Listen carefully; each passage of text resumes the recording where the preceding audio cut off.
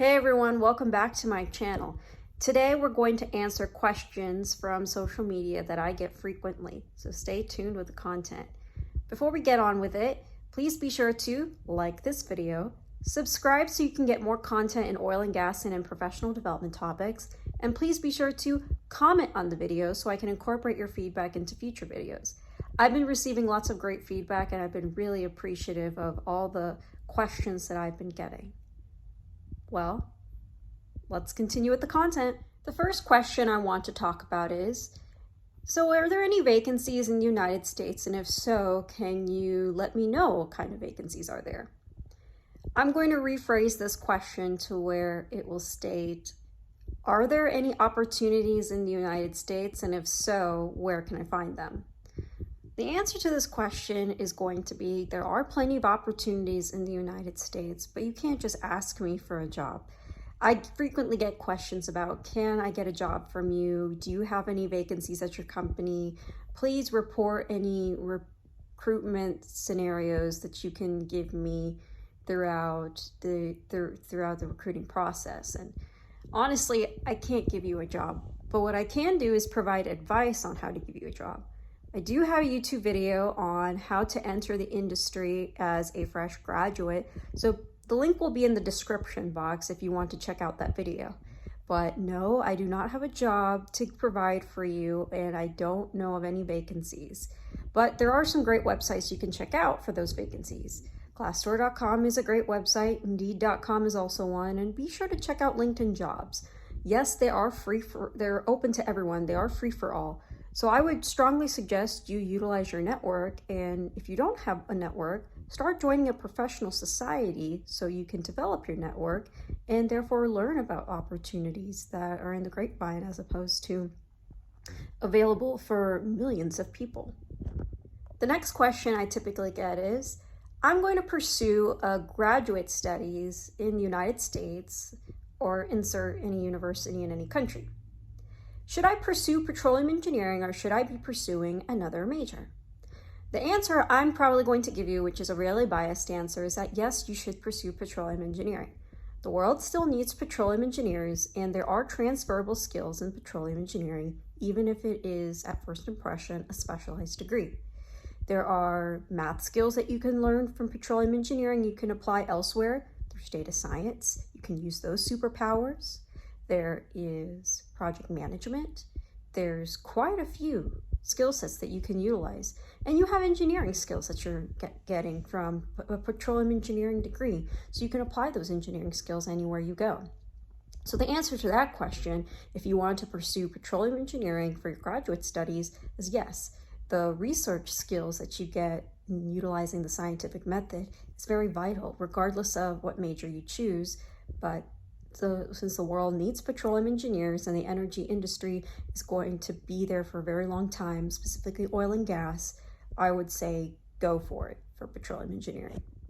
The next question I typically get is, what are your thoughts on the energy transition?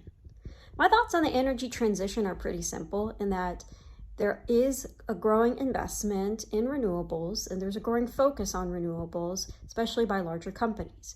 However, there are oil and gas companies that are still out there that are still going to produce oil and gas, and the world still needs oil and gas. So while the energy transition is there to focus on renewables, I would say that we need to have an energy 360.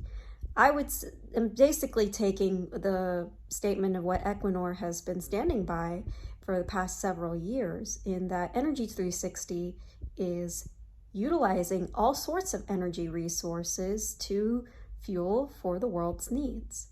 I'm not going to say that we do not need oil and gas. We are definitely going to need oil and gas in the future. But I would also say the way to embrace the energy transition is that for those that want to focus on renewables and invest in renewables, let that happen. And for those that are in oil and gas that make it a little bit more, that feel the competitiveness of the job market in oil and gas, still continue to fight that fight and continue to apply your engineering skills wherever you can. I wouldn't say that the energy transition is synonymous with no oil and gas. I would say that the energy transition is synonymous with there's more focus on renewables and there's more focus on companies that want to turn themselves into energy companies. But remember that not every company is going to turn themselves to energy companies. They're going to focus, some of them are going to focus on oil and gas and producing oil and gas. And I'm going to say this again, that the world still needs oil and gas. So do not worry about the energy transition.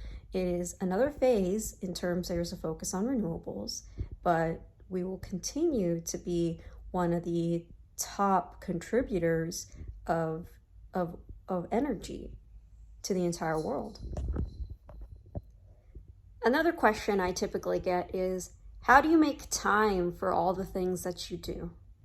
This is a very interesting question, and I'll make a video on time management later on, and I'll save most of the content for that YouTube video.